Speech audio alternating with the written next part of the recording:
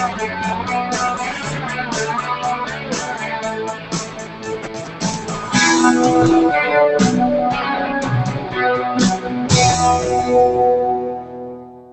welcome everybody to our webinar, VFX Plugins Essentials FxFactory Edition, presented by Ben Brownlee. I am your host, Marcelo Lewin.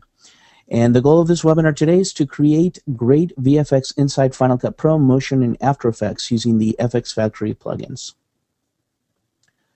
An overview of our webinar, it's going to be about 90 minutes long. 10 minutes of that is for logistics, sponsor acknowledgments, price giveaways, etc. And then the 60 minutes will be pure educational content from Ben Brownlee on how to use the FxFactory plugins. And then we'll reserve about 15 to 20 minutes for Q&A right at the end of the webinar, just right after we give away prizes. During the webinar, feel free to post any questions. They will be moderated and answered at the end of the webinar. You have a question box right in front of you. You did see our WIU warning at the beginning. Please don't record this webinar. After the webinar, you'll receive an email when the on-demand version becomes available. And if you didn't enjoy this webinar, please do send me an email, marcelo@newmediawebinars.com. I'm always looking to make these webinars better. We are giving away some really cool prizes today. Prize winners will be picked randomly from the attendance list at the end of the webinar, just before the Q&A. You must be present in the webinar when the name is announced to win, and you will be contacted via email after the webinar with more information. Now, getting your prize for those that win today, we will introduce you to a contact in the company giving the prize away. The company providing the prize is in charge of shipping the prize to you directly. Any questions regarding the prize should be addressed directly to the company providing the prize. And if you haven't heard from me by the end of the day today, and you will, but if you haven't, feel free to send me an email, marcelo@newmediawebinars.com. About your presenter today, it's Ben Brownlee. I believe this is his fourth webinar he's doing. And in fact, he's doing one on Thursday again for us. Great presenter. He's a VFX artist, instructor, course designer. He's got over 11 years of production experience across a range of disciplines. He's consulted and designed training courses for broadcasters and post houses across the globe. He co-founded a design studio, which works with leading Scandinavian fashion brands. And he's produced several training products. There is his information, info@curiousturtle.com, and of course check out his site, curiousturtle.com, for more information.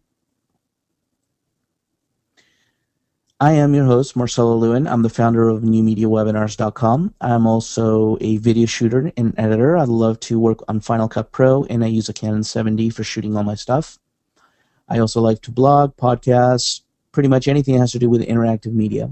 Prior to New Media Webinars, I was the founder of Pixelheads Network, which was acquired by Promax in 2008. And prior to that, I created another company called MyInternetDesktop.com, which was acquired by Internet Appliance Network in 2000. I've worked with many companies, from Walt Disney to NBC to a variety of others, always in interactive media projects. There's my contact information, marcelo@newmediawebinars.com. Feel free to send me an email whenever you like. And of course, follow me on Twitter at NewMediaDude, and of course, our Facebook page, New Media Webinars. For those of you that are new, and there are many new people today, New Media Webinars are webinars for and by digital filmmakers.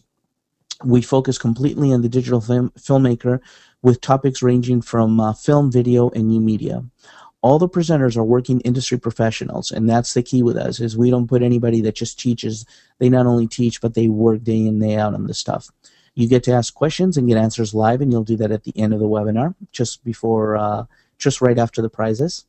All of our live webinars are free to attend, and you can attend as many as you want. Our on-demand webinars cost only $25 and include a downloadable HD archive plus bonus material. Now, in today's case, we are offering the live webinar and the on-demand webinar for free, and you will get an email on that, and that is thanks to Noise Industries.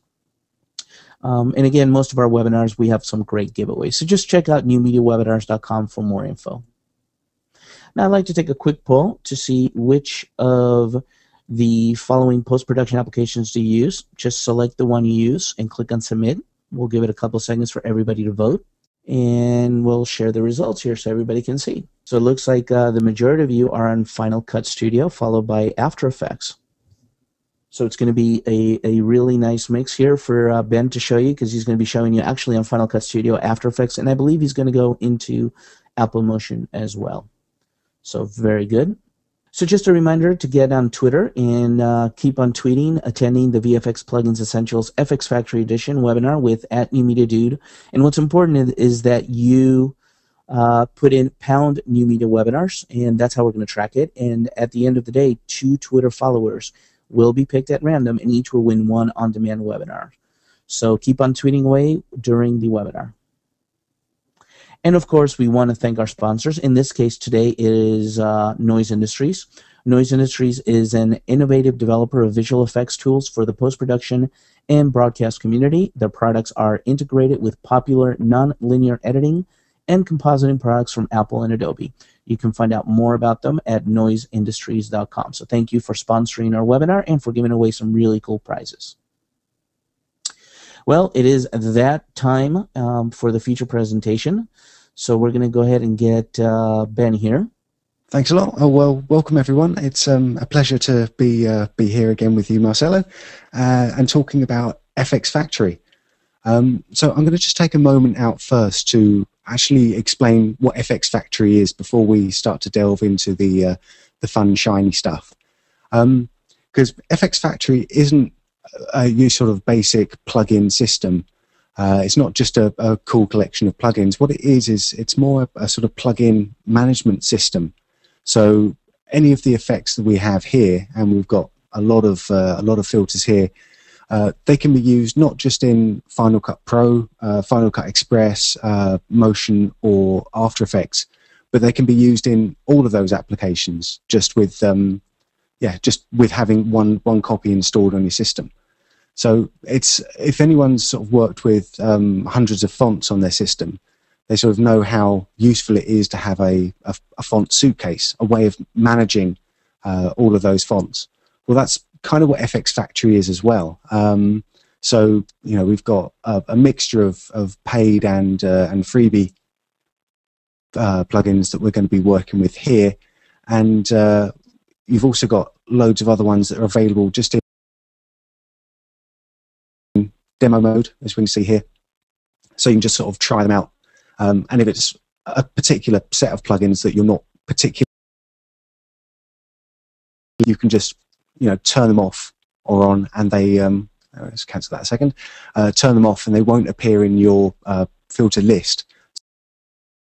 So when you open up your list of effects, you don't have hundreds of plugins in there that you're not going to use for a particular job.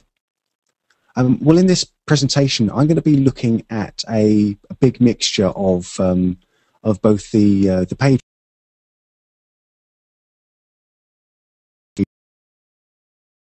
just on FxFactory's homepage. So we've got a whole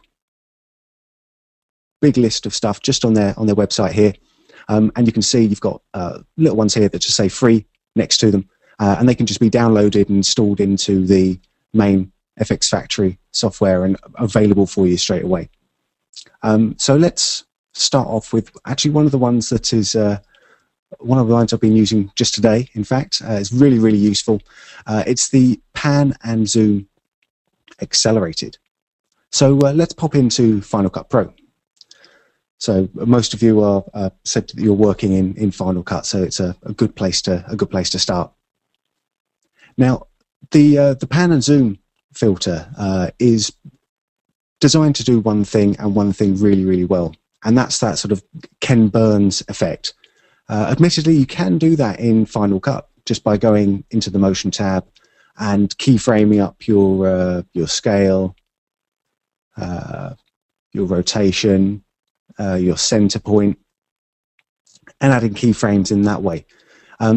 This has some distinct disadvantages. Well, one of the ones, as we can see right here, is that it's really easy to kind of, as we're working our way around here, really easy to get in little bits of black border and not be quite sure where it is we're wanting to go through in the actual animation. So another big one, in fact, probably the biggest downfall of doing this, is when you're working in Final Cut, as soon as you hit the rotation in there, it sends all of your renders into the sort of lowest render quality, and there's nothing you can do about that. That's just the way that Final Cut works. So let's just fit that back to the window. So instead of doing it that way, let's come in to our generators down here, and we're going to take a quick look at our Final Cut, sorry, the FxFactory freebies, and we're going to take a look at pan and zoom accelerated. And let's just actually let's just make this an 8-second long animation, and let's just superimpose this on top of our old one. There we go. Cool. So we can take a look at our controls here. So what we can do here is it gives you a much better graphical interface for setting up your animation. So what we can see is our little default clownfish here. I won't be using the clownfish. We can come to our source over here, and we can either choose an image file and just take a look through our regular Finder window, or we can come up to our project media here and then just drag any one of our source clips from our bin directly into the plugin there. So into pan and zoom, and we will then come down here a little bit and take a look at animation. So the animation style that we've got working at the moment is, it's actually quite a sort of straightforward little thing. I'm going to leave this set to automatic 2 regions, because most of the time when we're doing this kind of effect, we're just really going from point A to point B. And it couldn't be easier. So I'm just going to take my position 1, which is this little box here, and place this over where I want to start. And let's resize this. So the closer you get to 1 is the more you get to see the whole image. So let's just have that around about there. And then come down to my position 2, which is this second box here. And let's just place that down there, bring this up a little bit, and let's rotate that around just a slight amount, just because we can, and bring that over there. So we can always be sure that we can see, right to the edges of our picture there without any problems whatsoever. So how do we actually see what it is we're going to be rendering out? Easy. We'll take off the setup mode, turn that off, and we've now got our animation good to go. And it really is as simple as that. I mean, doing this effect could not be easier. I'm going to take us back into setup mode just for 1 second and just show you what it looks like as we're animating through. So hopefully you can see that as we move through, you can see the little blue box around there, which is showing you where we are in our animation at any current time. Let's turn the setup mode back off and come down just to have a little bit of a closer look at some of the animation stuff as well. So we've got full control over this animation. We can set the animation time to be the length of the entire clip, it's the entire generator. So that means if we want the animation to be a bit slower, all we have to do is stretch the clip out a little bit more, and we don't have to reset any keyframes whatsoever. Everything just slides in automatically. This is really, really handy for when you need to get the timing absolutely right. If you've got a definite idea of how long you want it to be, you can also come in here and either set the duration in seconds. So come in and actually set the duration down here with the slider. Or we can also do a manual progress. So we can come in and keyframe this manually. This is great if we need a little pause going halfway through and then to continue the animation afterwards. But for the moment, I'm going to set the back to duration of the clip. We've also got an animation curve. So instead of just having a linear move from point A to point B, we can have an ease in and ease out. The reason I'm showing you this is that this is also common to a a great deal of the other plugins. So once you learn the sort of way of working out one of the filters, a lot of this goes on and carries on to into a lot of the other ones. So we've got a quadratic in and out. So this is a sort of your general ease in and ease out.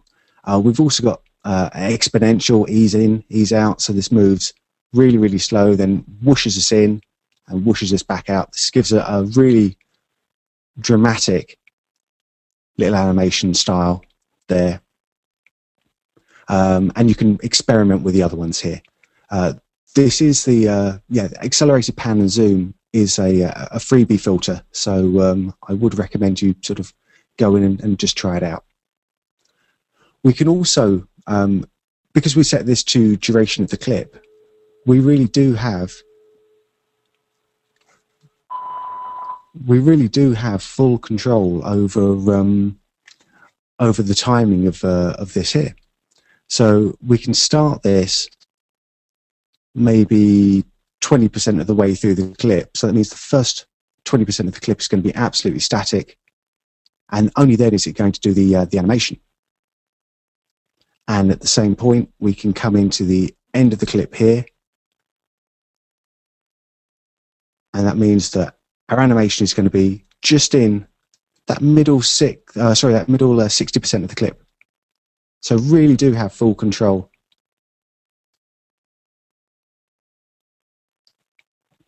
And the coolest thing is, we've also got motion blur. So we can have really high, full quality motion blur. Let's make this really short so we can see this dramatic motion blur. And this is actually one of the things that helps sell the effect.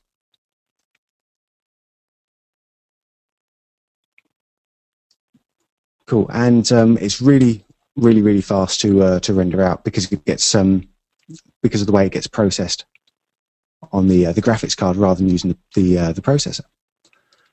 Cool. Well, that's one of the other things actually that I want to see just before we move on to the next clip, and that is all about presets, because there's nothing worse than sort of spending a whole load of time on a sort of move that you really like.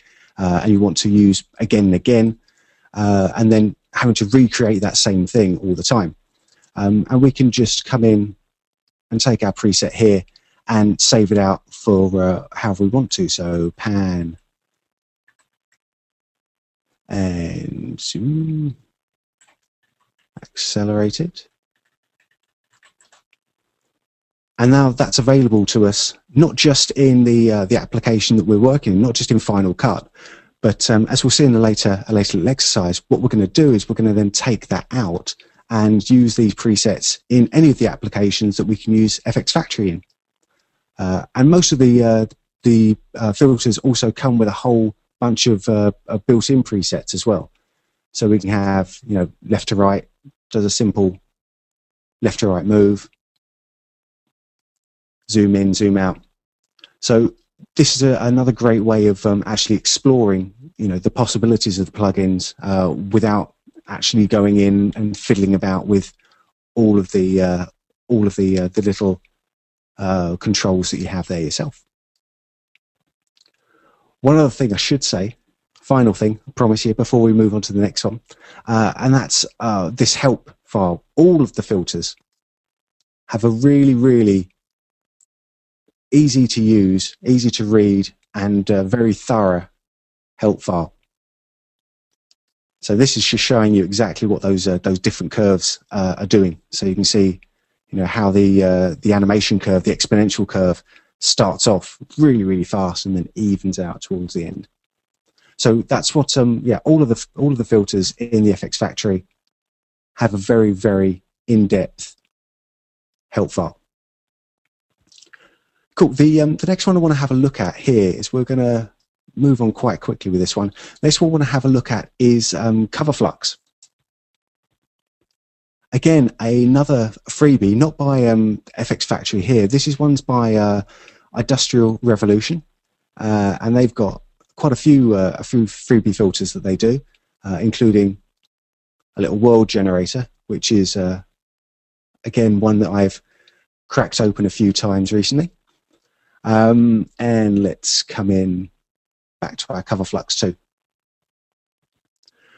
Cool. So the cover flux 2 gives you a nice and interesting way of presenting slideshows. So we can, series of still images, I should say.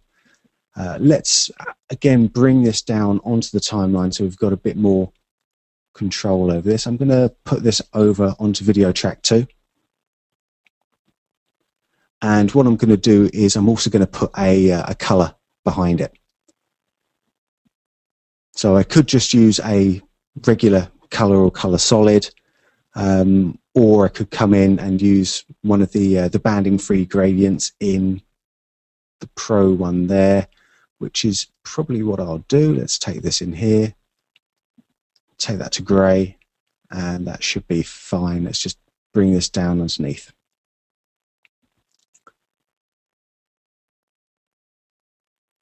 Cool. Okay, so this is the sort of general effect, or one of the effects that we can do with this. What I'm going to do with this one now is actually come in and take a look at some of the presets, because these are actually great building blocks for any of your animations. So it's a great way of getting a bit of inspiration if you're not quite sure what it is you're going to be looking for. There we go. Now the default images that we have here are available, or they come from the system drive. So everyone will start off with these same default images. There's a little snow leopard. Hello. So let's take a little look at some of the other ones. Let's take a look at swoosh and hold. You can see these are animating in, coming through. So you can see it's not just a sort of carousel effect that you're dealing with. You can also bring in different animation styles. And we're going to work on one of our very own. So let's start off with one of the presets here, and we're going to start off with the deep stack. So this is coming around here. Okay, so we've got a whole load of stuff that we can do with our geometry here. Let's take a look at the depth of the stack. It's called a deep stack. Why is it called a deep stack? Well, the depth of the stack is set to 5. If we take that all the way down to 0, you'll see that there's really no movement forward as the current still is being presented. So to move that stack up, you can see we're adding depth to our images. So let's come and have a look down on the camera here. Let's bring the rotation up. I'm going to flip back and forth with this just for a moment, just because I want to just get a better overall view of what's going on. So I'm going to come up and bring my Z rotation on the camera up fairly high, not quite to 90%, but to 90, but up to 72. So there we can really see what the depth of the stack is actually doing. So I'm going to bring that around about there.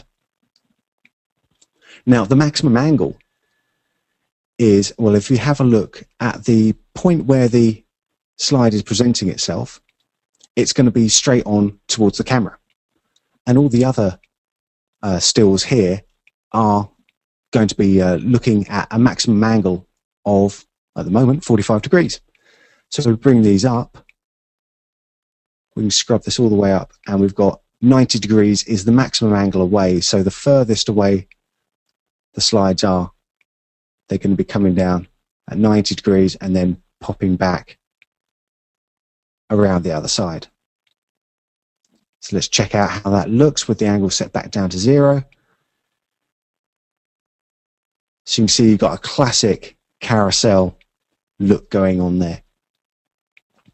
I'm going to take my max angle down a little bit. I'm going to take that down to about 40 there. And I'm going to bring my camera back up so we can have another look at exactly what's going on. Now the next one here is, we're going to look at is images on deck. So that shows how many images are being displayed at any one time. At the moment, we've got 7 turned on. If we take that down to 1, it's just going to show us 1 coming in and then popping out. If we've got a whole load of stills that we want to get through, we can turn this all the way up, and we can make sure that all of our stills are shown at any given time. I'm going to keep that turned up really high, and let's come back down to our rotation, and we're going to start off fairly high on top. So I'm going to put my my Y rotation to 15 there. Cool. When we look at the animation here, we've got the same animation style that we had before with the animated pan and zoom. So we've got our animation time being the duration of the clip, or we can set this to duration in seconds, or we've got our own form of the manual movement, which is animate via current image parameter. So again, this is a great way of starting and stopping, because we can animate which slide is being shown at any given time. So if I add a couple of keyframes here, let's just show you how this works. I'm going to start off with with still 1 at the beginning. Come in here, going to take us to number 10 halfway through. Add another image taking us up to 15, and then towards the end, just going to bring this right back down to 1 again. So let's see how that's working. It's moving us forward. Slowly, the animation stops there and slows all the way down towards the end, and then rocks back and forth. So we've got full control over the animation once again, just via the animate via current image parameter. And that's the only thing we have to, we really have to keyframe if we want to. And if we don't want to keyframe at all, I'll take the clip. And we've got the same controls here, so we can start at and end at different percentages, so we don't have to have our animation going right from the very beginning. And I'm going to set this to start at 10%. And let's animate in our camera a little bit. So all of this stuff is fully keyframed, or fully keyframeable, I should say. So I'm going to start off really far out, add a little keyframe in here, and when the animation starts, which is about there, I'm going to come in and be really close.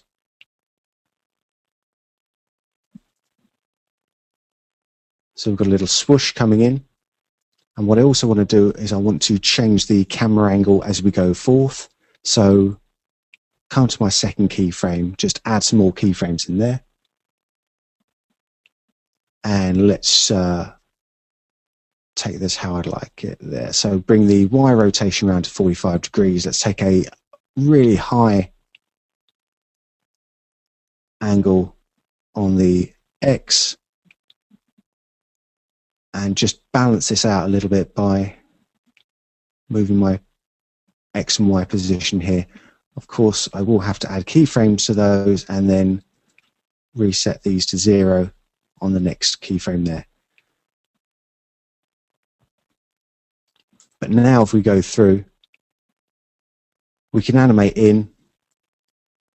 We're still fairly high up on that one there. Let's come in and bring the Y position down just a little bit.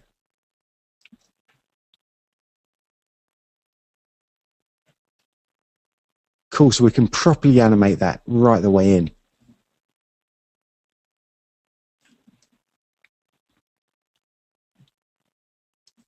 Another little thing down here is the reflection. So you can see we've got really, really heavy reflection down here, which is for my particular project here, I want to back this all the way off.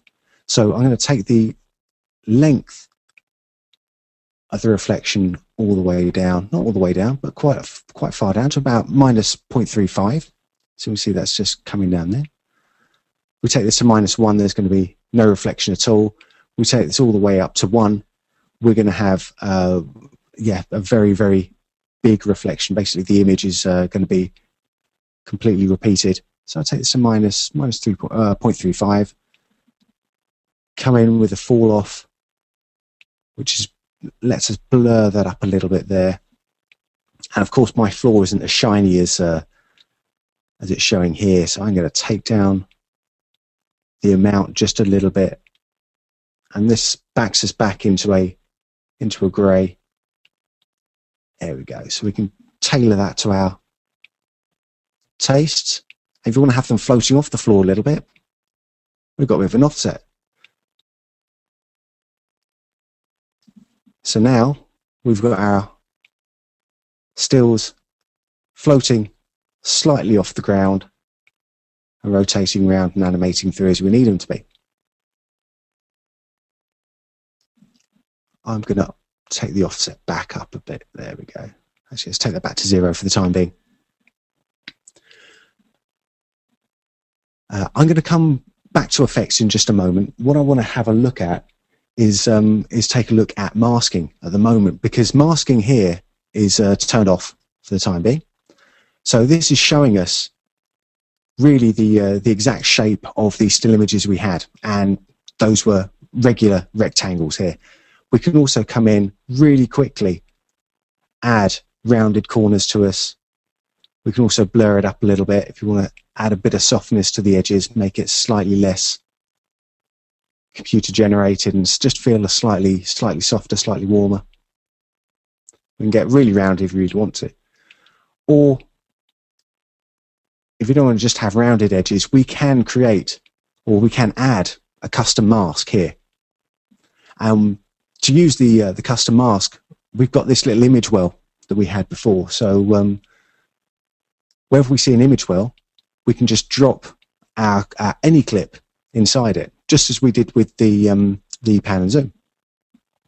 So I've got a ready baked vector shape here. All this is actually, it's just the used a Boris generator, used the Boris vector shape generator here, and stuck in an 8-point garbage mask on there, which is going to be obviously under the video filters, mattes, 8-point garbage mask, and just created this little thing in here. I can also actually add a slight blur to this as well. So I can use my FxFactory blur edges. There we go. So add a bit of a blur to that. And now if I come back to my cover flux, come back to the controls over here, and pop in to the masking, I can just drag that down there, and that now has my custom mask, including all the filters and all the effects that I stuck onto it. Now in this case, I'm going to keep the rounded rectangles, the rounded corners, but I don't have to. Let's take a very, very brief look at the effect here as well, and we can add in a slight sort of blur to the images that aren't in or they're still here, that isn't the main prime still. So let's add a Gaussian blur onto this one. Let's blur this all the way up so it's really clear to see it. You can see now that all of the filters, all of the slides that aren't being shown are just being completely blurred out. So it's a great way of, again, adding focus to the particular still that you're interested in. And we can also use the defocus there, which gives a slightly different blur effect. If you want to, we can desaturate it as well. Again, make our main image here really stand out from the other ones, but I'm going to leave that turned off.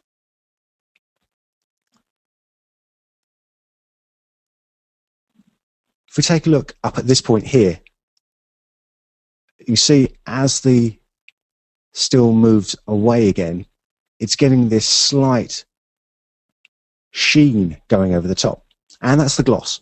So that's controlled by our gloss amount here.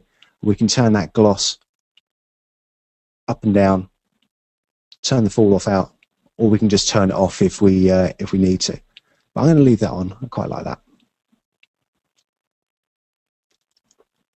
Now, the final thing we look at before I start to animate this up properly is also titles. Now, all of our titles here, there we go, it's going to be a little bit tricky to see that. It's white on white, so let's come in and change this to a very dark blue. So all of our titles here are being taken from the file name. So this is a great way of identifying which particular still you're working with. And we've got a whole load of title effects that we can change. We can change obviously we can change the font.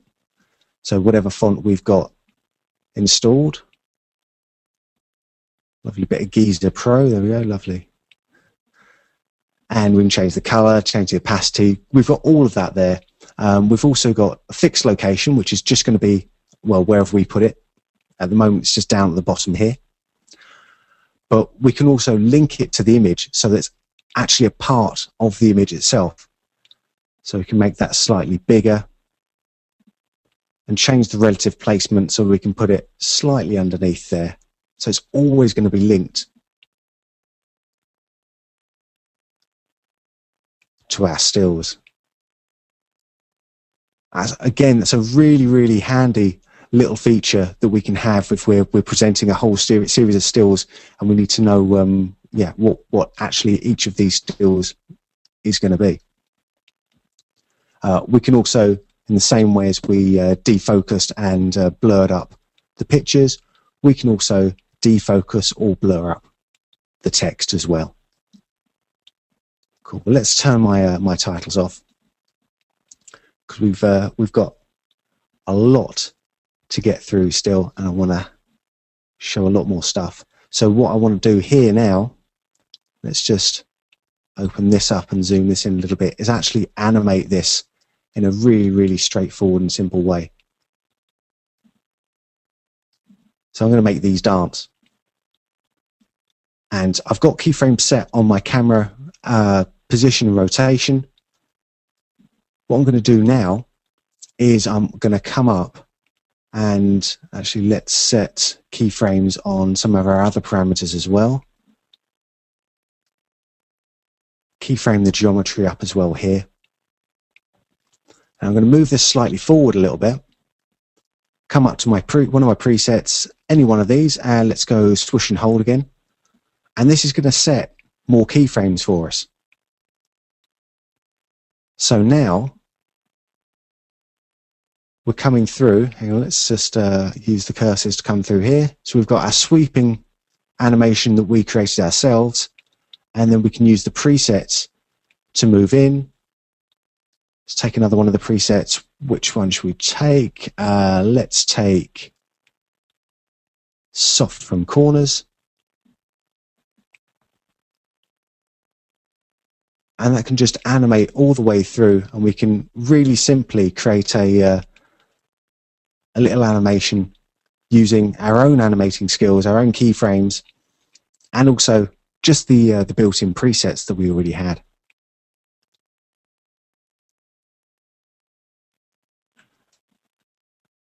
Cool.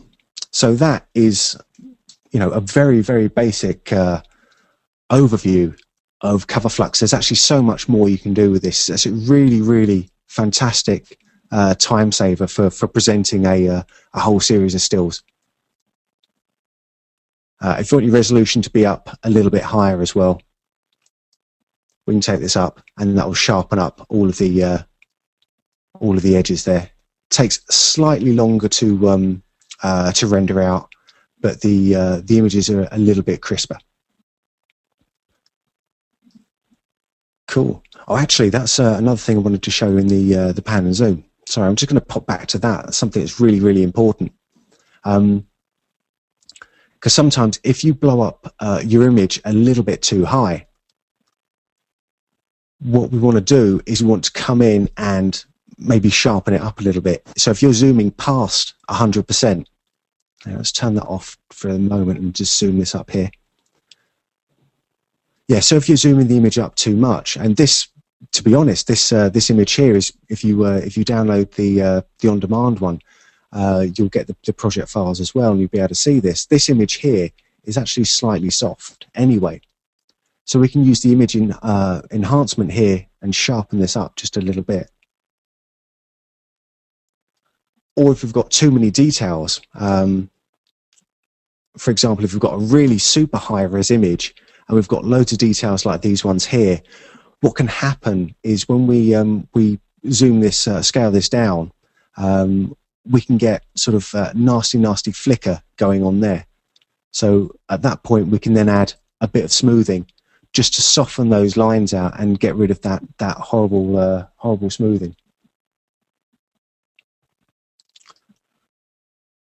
Cool. Well, let's pop in to our next one here. And what I want to do is just show you how quick and easy it is to sort of add multiple filters together.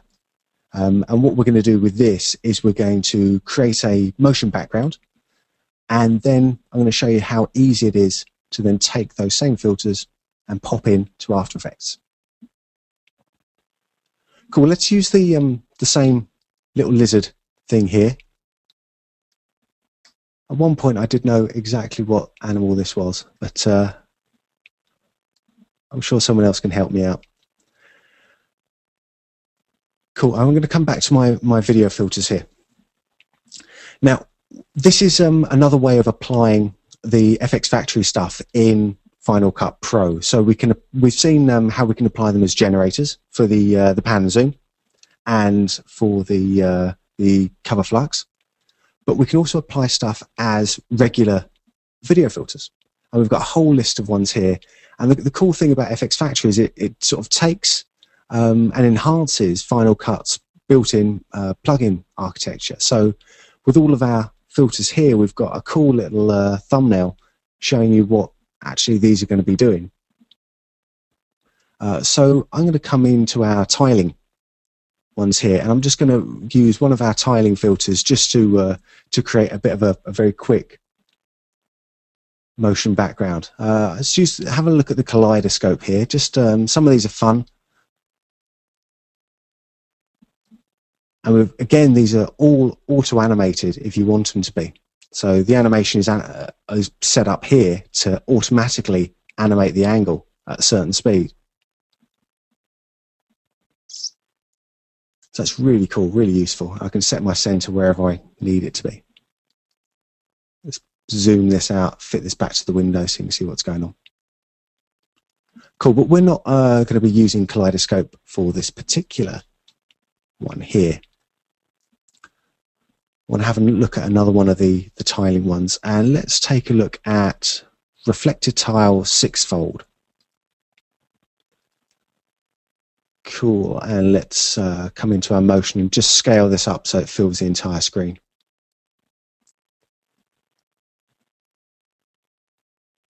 Great, so taking one of our original clips and adding filters to it in this way is a fantastic way of getting a motion background that fits in with the rest of your project. So it's really keeping the colors, keeping the style. It's not identifiable what it is, but you get the feeling that it's going to be the same sort of style of the piece. So let's take a look at some of the presets. Again, all of these filters have presets. So we've got pixelation with tiles there. We can change this up by changing the width up a little bit. And what I'm going to do is I'm going to very quickly keyframe up. Just come right to the end there, just a very small keyframe up on the angle. So you see that slowly animating away. I kind of like that speed. It's nice and subtle. What I can also do is I can pick my center point. So if I think that that's not working out for me where I want it to be, I can come over here, get a little bit more green on there if I really fancy. And like all of this stuff, I can also animate this up a little bit. Cool. So just experiment away Have a bit of fun with that.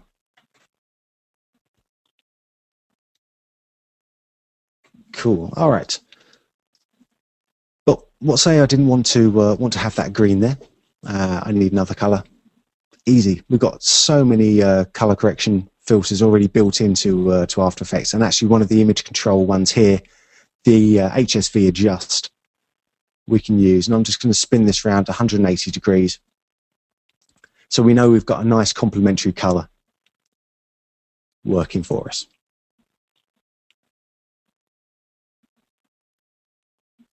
Cool. All right. And it's still looking really, really clean. A little bit too clean for me. Let's just show you a bigger version of it. So it's nice and clean, but I want to mess this up. I want to mess this up a lot more. So again, we're going to take our video filters here. I'm going to come into, let's just take a whole look at what we've got going on here. We've got tons of ways we can stylize this stuff up and really, really start to mess this up in a really cool way. We can add some noise to it, but I'm going to take things a little bit further. I'm going to add a vintage TV filter to it here. So let's just expand this out just a little bit more so you can see that a bit easier. So this is nice. So we've got the scan lines going on. We've got, well, actually, let's have a look at some of the stuff we can play around with. Again, we've got loads of presets we can work with. So we've got the circa 1953, so a really oversaturated look, really curvy screen, lots of glare on there. So we've got tons of one here. Oh, nice black and white one as well. Excellent stuff. Let's keep our colours. I spent so long getting those colours going on. And let's go back to our 1953 one again. Again, we can scale this in, scale this up. Let's move that to about there. Our bumpiness is how much distortion we're going to stick in there. So you can see we can just really bump that up as much as we want. I'm going to play around with the scale and bumpiness so that I get a nice filled in background here. And the corner radius, well, we can see what that's doing. That's giving us the that nice little vignette, or it's giving us the corners which are then going to work along with the vignette here.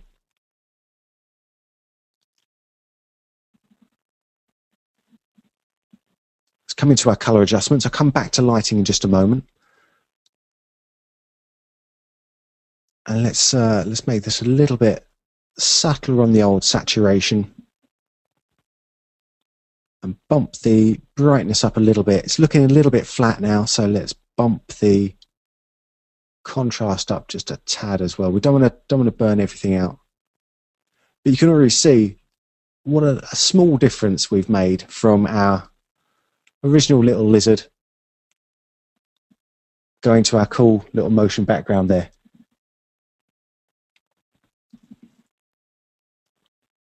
Cool, and let's take a look at the scan lines now as well. We can add our scan lines in, or we can take them out. I really love the scan lines. I think this is what is making the effects for me here. We can change the height. We can make them really fat, really small. Again, we can animate these all up. So if we want to have a bit of animation going on here, as we zoom in and zoom out, we can animate the height of these up. And we can offset these a little bit so we get a bit of that sort of chromatic aberration kind of stuff going on there. That's cool, really nice. Let's pop into our lighting now. You can see we've got a bit of lighting going on there. Let's turn that off. So now we've got no lighting going on. It's looking fairly flat. Bring our opacity up. And it's just shaping around our TV, really giving it a nice bit of depth. And the same with the bottom lamp light here, is we've got a black light at the bottom.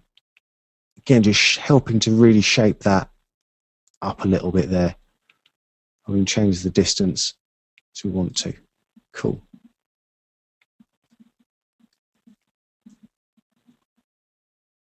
So I'm really happy with how that's looking. So in fact, I'm so happy with that I'm going to save this out as a preset, and I'm going to call this Ben Vintage TV,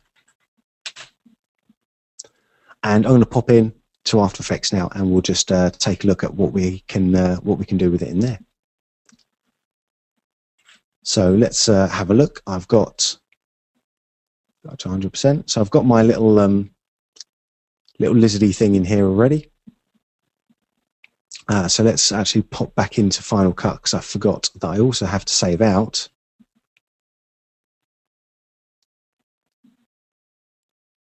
my lovely reflecting tiles here. So let's save this out as Ben Reflected. Cool. And so using these same presets in After Effects is simply a case of using the same filter. It's really, really simple. You find the filter that we're using. So I've got the FxFactory tiling. The filters look exactly the same in After Effects they did in Final Cut. So I can take that in there, come into my presets. Actually, let's open this up and let's find my presets. And we are going to be looking at the wrong one. Obviously, I didn't save it in the right place. Oh, well. That often helps. And in fact, I know exactly where it's going to be.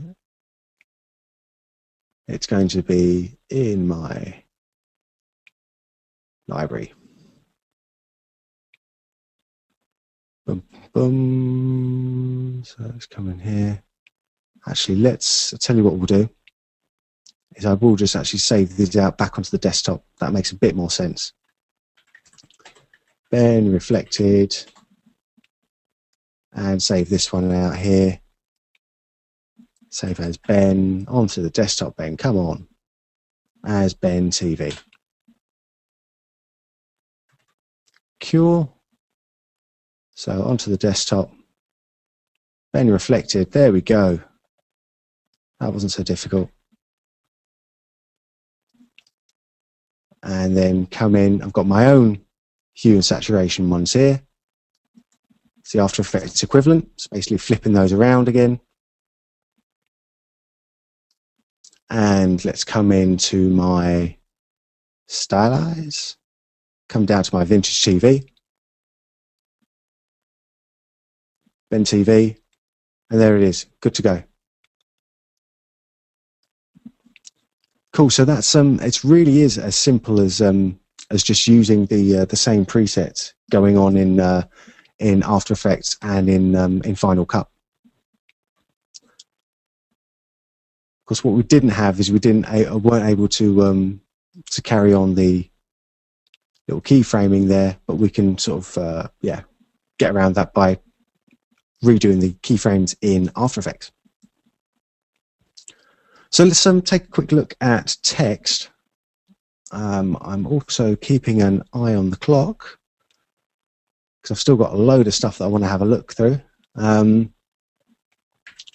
let's call this FxFactory. Let's make this nice and big. Bring it over there. So we've got some text-specific filters as well that we can be working with. So we can come in and we've got things like color fill, well, not essentially text specific. You know, it really helps out with the text here. We've got some of the glows which are text specific, helps out with the little alpha channel. We've also got, let's come over to our stylize again, our emboss text here. So this gives us a nice little way of, let's make sure we've got the right clip loaded in. Yeah, a nice little way of working with embossed text. So come in over to our filters. We can change the surface height just a wee bit there. Change the surface reflectivity. So we've really got, again, full control over all of this here. The lights, I'm not sure that the lights are working here. So what I want to do is I'm going to change the colors. And let's change this to a slightly whiter one there. And let's come over and make this one completely white. And light 3, let's make this a lovely salmon pink. No, that goes against my taste. Even for demonstration purposes, that goes against my taste. So I'm going to make a green, which is, I'm not sure if that's any better, to be honest. But I'm going to stick with this. Because what we can also do is we can start animating all of our, and let's just reset my my workspace here. There we go. So yeah, so what we can start to do is we can start to animate up all of this as well. So with a bit of the X and Y on the light properties here, it's all I'm going to do is I'm just going to come in and sweep the light across.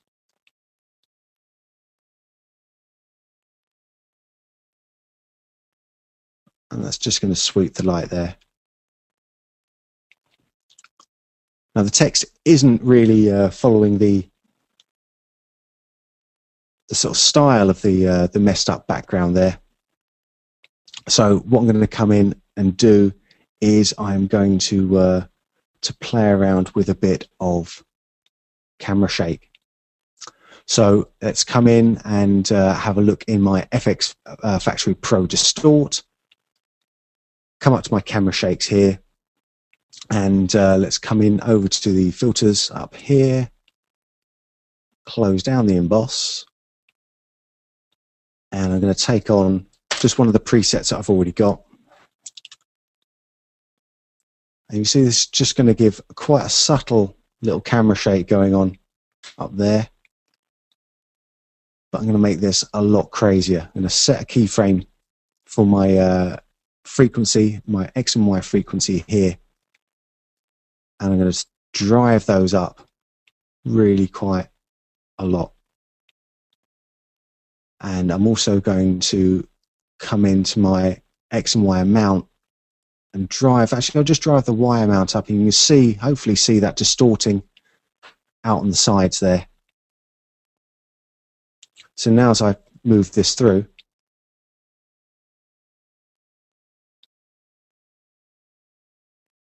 you can see it's coming in and just doing a little bit of distortion only on the red, only on the green and the blue channels. I'm leaving my red channel alone, so I'm getting this really cool chromatic aberration little filter, and that's just wobbling about in there. And the nice thing is I can now come in, add another camera shake over the top, make sure this one's set to all channels, so everything's going to be selected, and just crank everything up really quite high. Take the amount up, the X amount up, the Y amount up, the frequency all the way up, the angle a little bit.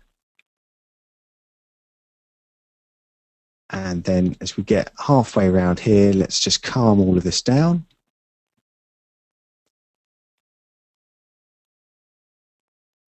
And let's just take the amounts all the way down to 0.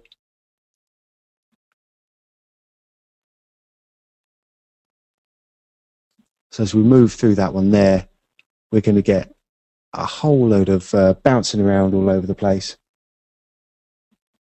Boom, boom, boom. And then it's going to settle down very nicely. And we've also got to zoom in and zoom out so we can animate all of this stuff up as well. So we can really bounce this about quite a lot.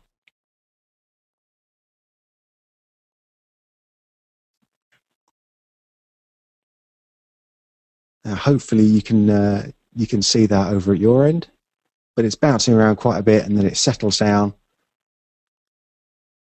And all the while we've got the emboss effect sweeping the light over the top as well. Cool.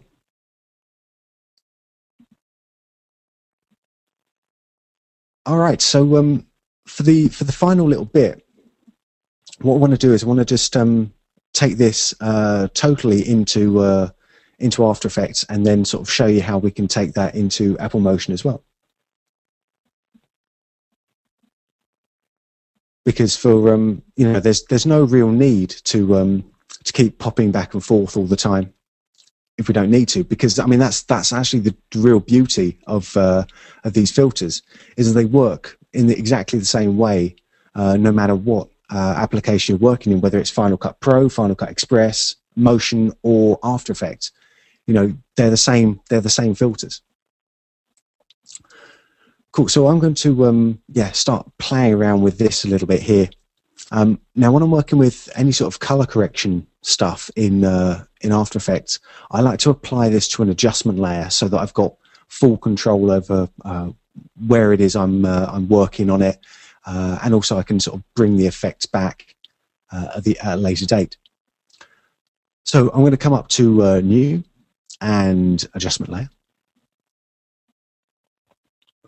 and let's call this Ben Dream Grade. There we go. So what I want to do is I want to use filters to change up the a narrative point. So I'm going to take this image here and actually make it so that it's not quite as real worldy as it otherwise is. So the first thing I want to do is I'm just going to add a actually, what's the first thing I'm going to do? I am actually going to just add a little vignette to it. So I'm going to come to my FxFactory Pro color correction, come over to the vignette here, and this will give me, at the moment, just a sort of fairly standard vignette here, and we get a lovely little preview of what it's actually doing, so that we can see as we come along to all of our little things here, we can see what it is that we're doing to the image in our little preview. So I can change my scale up and down here, and a position up and down here. And not only can I see what's happening in the image itself, but I can get a much better idea of exactly what the filter is doing over in our preview here. And we can set our softness and all of that fun, great fun stuff here. We can even turn on edge blurring as well. So if you take a little look, let's just zoom this up to 100% so you can see this a little bit better. So whereas things are fairly sharp down here, we turn edge blurring on there, all the edges start to get a little bit blurred up, and we can blur that up a whole load more as well, just by turning the radius up a whole load. So we've got full control over that. And I'm going to use one of the presets that I already made up, just to save a bit of time, because again, time is definitely not my friend at the moment. I've also, this is really a straightforward little vignette. I've just scaled it up a little bit, made it very soft.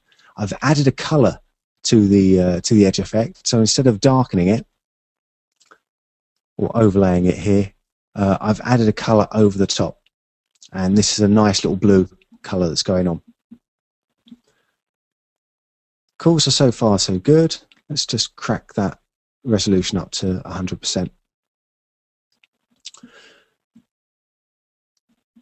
Okay, so let's start building this up really quickly. So the next thing I want to do to really add the element of this sort of dream narrative is I want to add an effect that I couldn't really see in real life.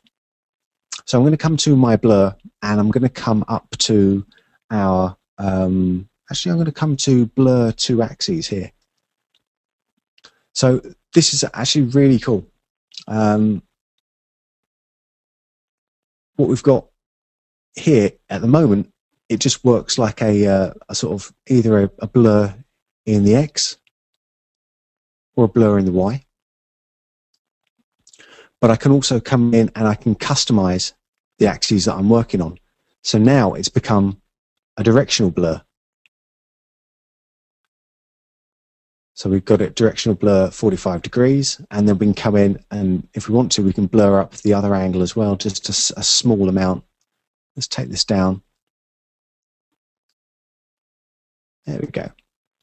So now one of the really cool things about this is that these filters have built-in masks.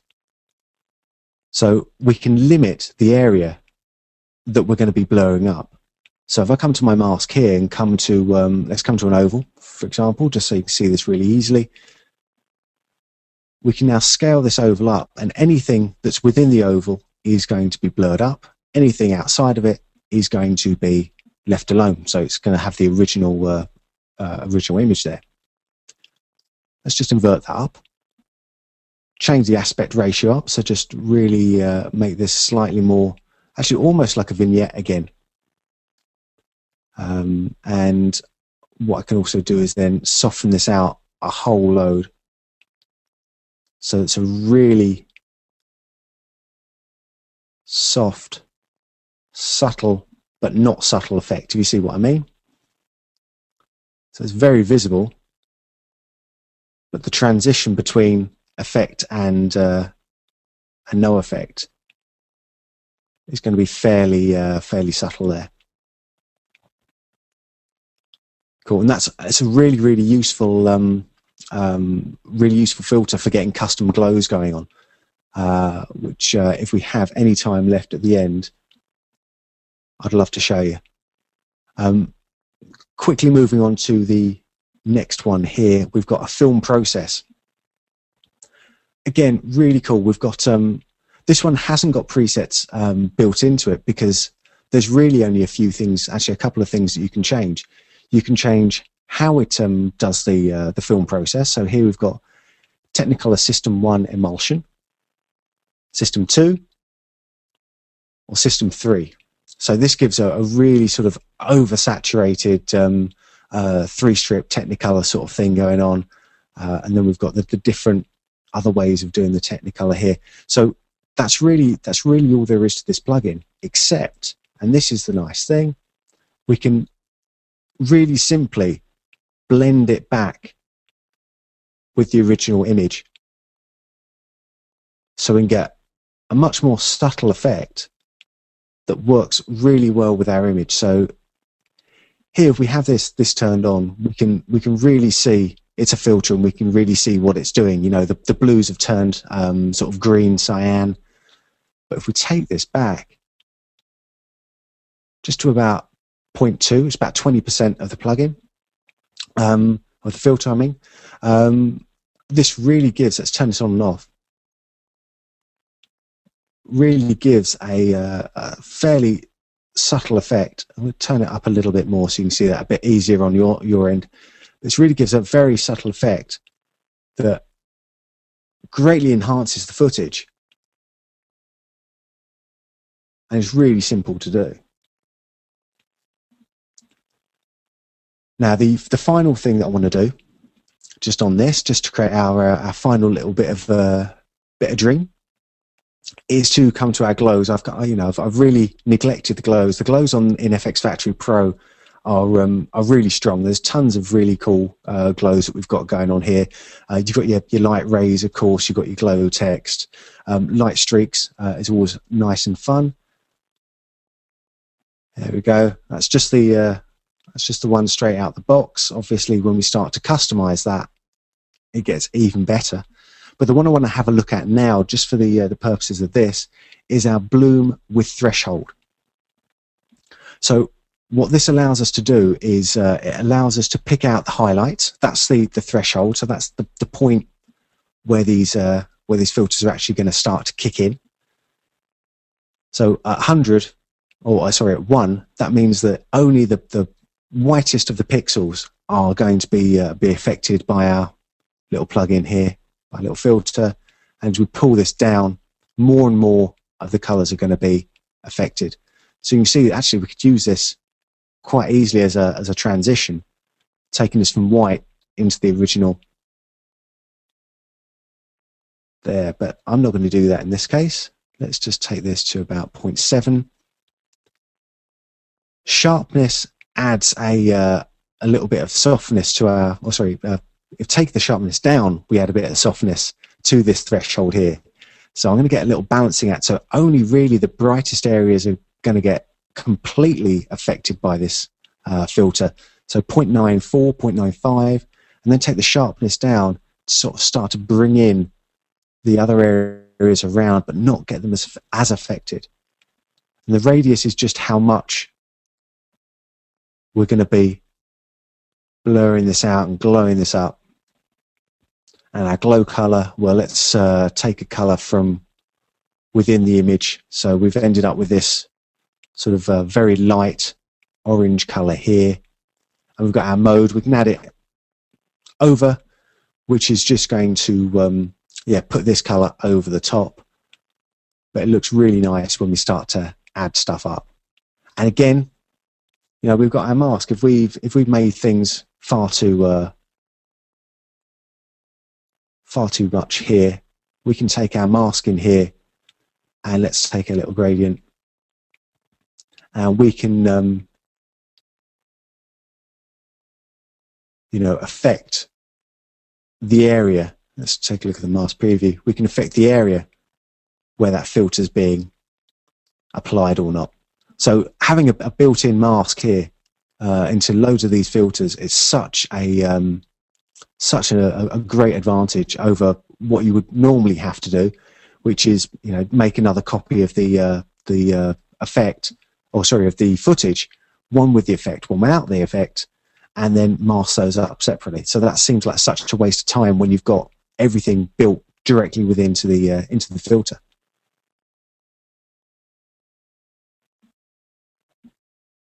Cool. So that is our final little effect there. Let's just look at the before and after. So we've come quite a long way, really, really simply.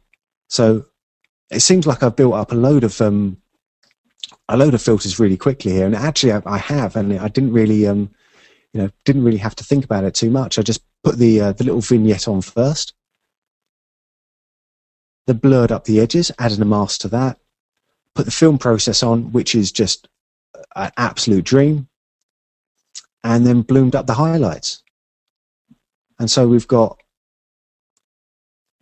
our end product, which is greatly different from the before picture, and in a narrative sense works absolutely fine to sort of say, yeah, this is not quite reality. We're in a different sort of location or a different mindset here. Cool. Well, I'm going to leave it for now. I'll be passing over to Marcelo and be taking your questions. I hope you found it useful so far, and I look forward to hearing what you have to say about it. All right. So thanks for now, and I'll pass over to Marcelo. Ben, fantastic presentation. I want to hear from everybody out there. Go ahead, and you've got a question box in front of you. I want to type in what you think, because I think Ben did a fantastic job. What do you think? It looks like people think you did a great job too. So thank you very much. It is now time for... Now, Ben, I'm going to leave you here with us. If you stick around for the price time, that'll be great. Yep. It is time now for the price time, and a lot of people are, wow, look at all the comments. Amazing. Good stuff. I love it. Okay, it's price time. So we are giving away 2 copies of the FxFactory Pro by Noise Industries. So thank you very much to Noise Industries for providing those. 2 lucky attendees will each win a full copy of the FxFactory Pro application, which has more than 160 filters, generators, and transitions for Final Cut Pro, Motion, Final Cut Express, and Adobe After Effects. The retail value is $399 each, and of course you can find out more about it at noiseindustries.com. So we will pick those 2 winners. So let's see what the computer has to say here. And again, you do have to be present to win. So the first winner is Al Doaney. I hope I'm pronouncing your name correct, Al. If I'm not, I apologize. So Al, and then D-O-A-N-E. Your last name. Congratulations on winning the first copy. We'll get the computer here to pick the second winner. And the second winner is Cliff Ronsley. Cliff Ronsley, you're the second winner of the FxFactory Pro application. So congratulations to both Al and Cliff. You've got some great prizes there. Now, no, don't leave yet because we still have the Q&A to go through here. And remember to keep on tweeting because we will still pick 2 winners for the on-demand webinars. And each of you will win 1 on-demand webinar of your choice. As you can see, we have many on-demand webinars on our site. Just go to ondemand.newmediawebinars.com. This webinar itself will become on-demand. You'll get an email when it is available as an on-demand version. And we have some really cool upcoming free live webinars, including another one by guess who? You want to take a guess, Ben? It's on the tip of my tongue. You have to tell me. Yeah, maybe you. Yeah, it'll be by you. So this Thursday, actually, he's going to be doing another webinar for us. We love working with Ben, and this is going to be on VFX techniques, and you're talking about how to remove spots and glares and stuff like that from shots, right? Yeah, lens flares and all that sort of stuff. And that's with stabilizing up Mocha. cameras and stuff. Yeah. Right, and that's with Mocha Pro. So just go to live.newmediawebinars.com and register for that. You'll definitely love it. And now it is time for the Q&A, and we have lots of questions. In fact, I'm not sure how I'm going to get through all these. We have a lot of them here for you. It's sponsored, of course, by noiseindustries.com, so thank you to Noise Industries for that. And Ben, what I'm going to do is I'm going to pass control back to you. Okay, so if you're ready, Ben, we've got lots of questions here. Yeah, hit me with them. Okay, let's start with... this is an interesting one. It's not specific to the plugin itself, but they want to know what is the best way or ideas to spark the use of the NI halftones filter set. Do you have any? Oh, the halftones, yeah. For people that don't know the halftone stuff, let's just pull those up here. It's the newspaper print stuff, newspaper photo. So there's actually quite a load of cool ways that I've seen working with this. It's going to be quite difficult to sort of find a way that's applicable for everyone, of course. But one of the nice things that I've seen, there we go. Let's just try and bring this in here. Is to take it so it's not the entire image masked out, but what we can do is run an animated mask across the image here, so that you get sort of part of the image affected by the mask and maybe colorized and all that sort of stuff. I've seen it used quite a bit over here in Denmark for some of the sports promo stuff. It's used quite extensively in the promos there. So it's you've got to try and think not just about putting, slapping the filter on and then just letting it go, but yeah, sort of sparking different ideas, maybe with blend modes and things like that. So sort of bringing blend modes on and then sort of working it into the bit of the promo with some animation. Just an idea. It's an excellent idea, actually. Yeah, and then maybe feather the edges or something too. Absolutely, yeah. We've got all of that stuff we can do. Yep, definitely. In fact, maybe we should be doing a webinar on just techniques to come up with ideas. There's a thought there. That's a good idea. That's a good idea. Alrighty. Is there a way to organize the filter so that ones we don't use can be removed? Yeah, absolutely. Let's just pop into if you pop into the main FxFactory application, if you don't want to see, for example, the cover flux or the freebie stuff, you can just turn them off here, and that means that they won't show up in the list because it looks even more a bit sort of even more violent in when I'm working at such a low resolution. You just get this huge list of filters popping down. But yeah, you can turn off the ones that you don't want to work with. Now it looks like that's on a category basis as opposed to the ones inside, right? So, for example, you turn up that's right. Revolution freebies, but you can go in there and just turn 2 of them off. Correct. Yeah. It's a category by category basis. Yeah. Right. Okay. Definitely. Perfect. Cool. Okay, so here's a question about workflow. What's your workflow like when applying filters? Do you first color correct your footage, grade it, and then apply filters? Or do you work with filters before you do color correcting? It depends very much on the job, but yeah, most of the time I would do the color correction first. So get the basic edit out of the way and locked in, and the basic color correction there and locked in, and then that gives you a much sort of more solid foundation on which to build up with the rest of the filter stuff. Of course, if you're using stuff as some of the filters as transitions, you could be building those up as and when you need to. But I would do the basic edit. My workflow is basic edit, basic color correction, and then that's when the fun starts. So you start to build up the filters, and then build up the sort of the more basically finishing the whole piece at that stage. I see. Another question here: is there a limit to the number of images that can be used in cover flux? No. So it's the limit that you set is the and let's take us back to cover flux here.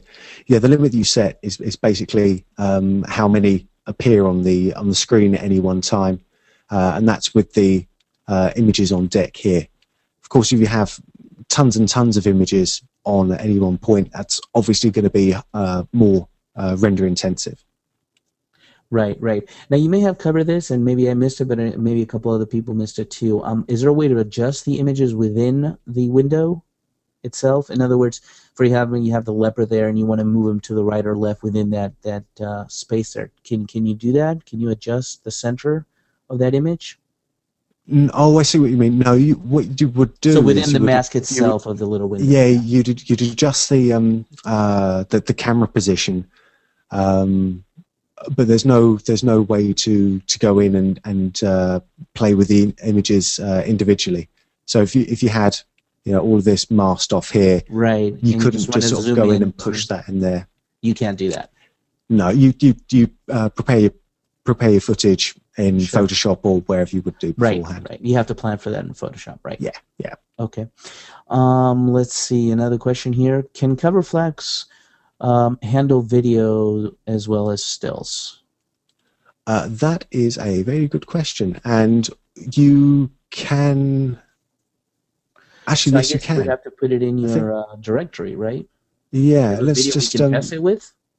Let's just come in here. Of course, yeah, we've got. See, that's the beauty about live webinars, right? That's it. We can just ask, and here we go. And oh no, only the still files. So only still files. So there you go. Yeah, it's with the pan and zoom stuff. You can do that on video stuff as well if you want to, but not the cover flux. Right. Okay, cool. Let's see. Do you do any of the FxFactory plugins facilitate multi-camera compositions? So they're asking to improve the FCP built-in multi-camera capability. I'm thinking no, but any thoughts on that? No, not as far as I know. No. Yeah. Okay, cool. Though you do have you've got the 3D toolbox here, which is obviously a completely different question. Yeah. But right. If you're working in 3D, you've got some stuff to help that workflow. Right. Back to CoverFlux. Any way to get titles from a text file? You showed that it's basically the text that you showed, the titles were coming from the file name, right? Yep. So I'm assuming it ignores the extension and it just uses the file name, and you can name it just whatever you want. Takes the file name in. Yeah. Right. So there's no way to create a file. No. And, no. Okay. So it's a case of coming in and again naming your files how you want them to be. Right. Let's see. Here's another question. In terms of time, is it quicker to work in FCP rather than going back and forth to After Effects? Again, this is a sort of a workflow question. If you're doing most of your work, most of your effects stuff in Final Cut, there's no reason to to go back and forth with After Effects. It's only if you've got After Effects specific effects or specific filters that you want to use that I would go back and forth. There's no, logistical or quality reason why you'd want to sort of pop back and forth between the two applications if you didn't need to. Sure, sure. So yeah, if the only the filters that you're working with are ones that are available in Final Cut, use them in Final Cut. Yep, that makes sense. Well, Ben, unfortunately, we are completely out of time. I do want to thank you for presenting here today, for doing the webinar the podcast that you will be doing right after this. Yes. So thank you so much for that. I appreciate it. No problem. And I also want to thank everybody else here that attended our webinar. Thank you so much for attending today. I hope you enjoyed it.